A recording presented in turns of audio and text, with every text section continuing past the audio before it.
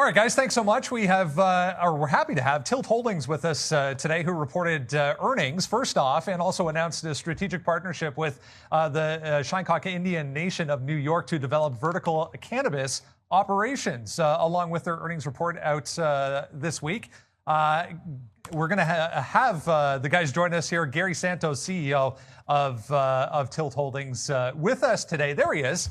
We're having a little technical issue there, Gary. Good to have you with us. Good to talk to you coming off of earnings and coming off this announcement. Why don't you tell us a little bit about this announcement, the first of its kind in the cannabis sector? Sure. It's an interesting play for us. When we took a look at different ways to expand our footprint, so we're in 3 states right now with cannabis operations in Massachusetts, Pennsylvania, and Ohio, and then we have non-cannabis operations in Arizona. We tried to look for impactful states. They tend to be very expensive to get into, and the competition certainly pays up just for the right to go and play in that space. So for us, we tried to be very discerning. New York was one of those targets, as you might imagine. And we thought about different ways to sort of match up our mission, our vision, our values, along with that business desire to get into that state. And the Shinnecock Nation provided such a sort of I don't know if it's a once in a lifetime, but it's certainly a very unique way to do that. So, that's an entity that's been trying to get into the space for a while. They've been working with a third-party consultant since probably 2015, working with New York State, trying to make sure they build a program the right way. But they really didn't find a partner who had either the financial wherewithal or really the expertise on how you build these facilities and how you manage them, how you run them and turn them into profitable enterprises. So for us, that's right down the center of the fairway, and we were more than happy to step in and provide those pieces for them. I think what makes it more unique than most MSOs who step into similar situations in other states with local providers is there's no intent on our part to own this thing someday. We're not doing this as a long-term play to take it over. We're doing it as a long-term partnership play. That's what we do with our brands. That's what we do with most of the business that we run here. So it only made sense to do that with the Shinnecock Nation. It's a very interesting look and an interesting concept. So congratulations to the company for that announcement this week. I love the golf reference, by the way, as well.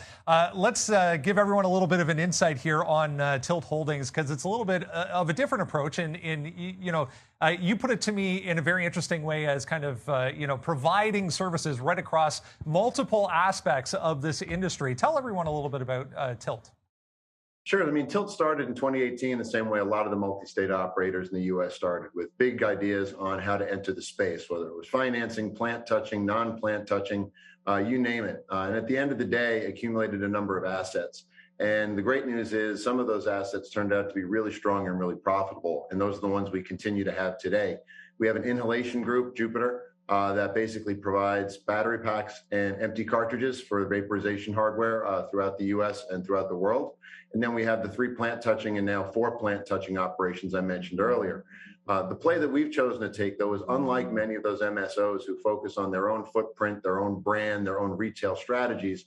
We've decided to be the B2B provider, be the person behind all those retail outlets. So to us, whether it's an MSO, a Canadian LP, an independent brand, or even just a local independent retailer, we are happy to provide product, whether that's in our hardware, our non-plant touching hardware, whether that's in any of our cannabis products we can have, whether it's just in our supply chain know-how. So helping some of these brands in states that we might not have cannabis operations in, but help them develop better supply chain management, better access to packaging, and things like that. So we felt that gives us many more shots on net. This way, if the market goes full legalized and suddenly now we're crossing state lines, we don't have massive overhead that we have to try to unwind or justify. We just lean into wherever the sales are occurring. So sell online, we'll get you the product. Sell in store, we'll get you the product. And that's really the play we've chosen to make, and something we started doing really earlier this year. And I want to touch on that fact, because this is a bit of a shift in focus for the company overall that began, as you mentioned earlier this year. Why don't you tell everyone a little bit about the process of kind of changing direction, and really what was the thought process behind that shift in focus? Sure. In the spring of 2019, our board had seen that the prior business model wasn't working. It was trying to do too much and didn't have the capability to be good at all of it. And I think that's probably the case with a lot of the big operators out there. They do what they have to do because they have to. not because it's necessarily where they would choose to focus, in a given situation. So the board did have, the courage to really go in and change the management team, and brought in really a CEO and a COO at the time, who were the last two owners of the companies purchased by Tilt, Jupiter, and then Blackbird, which is a software and services.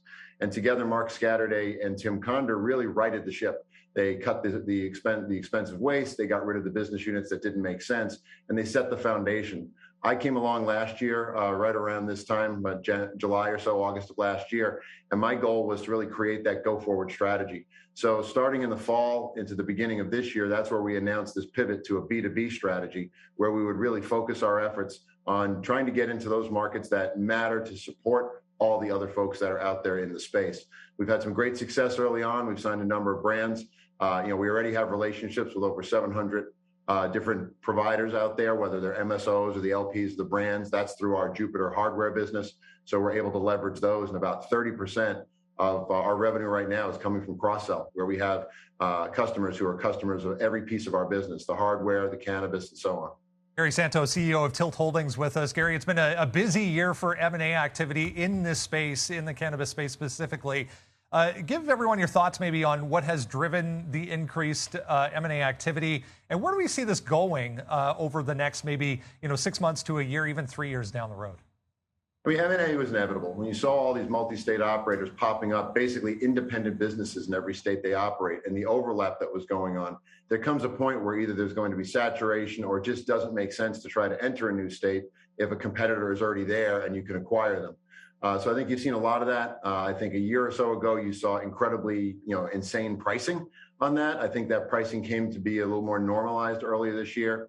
I think you're seeing a pivot in how these deals are being financed, less cash up front, more earnout potential, because as these M&As are occurring, you're seeing more and more overlap. So it's no longer just additive, where maybe I can acquire something that completely is a bolt-on. I might have to shed some of the assets I just acquired because maybe I like certain parts of their business better than my own version of that part of the business. So I think we'll continue to see that very tactical. I hope to see more rational priced ways to do things, because obviously the hardest part of M&A is integration and achieving all those synergies that all M&A folks talk about. So you want to see rational pricing. You want to see good understanding of how the pieces fit together. So I suspect that will continue just at a much more rational pace. TILT, guys, on the NEO Exchange here in Toronto, TLLTF. You can see at the bottom of the screen there on the OTC markets down in the U.S. Gary Santo, CEO of Tilt Holdings. A pleasure, sir. Thanks for doing this today. Thanks for having me this morning. There we go, guys. Tilt Holdings. Interesting concept, interesting approach to the cannabis sector.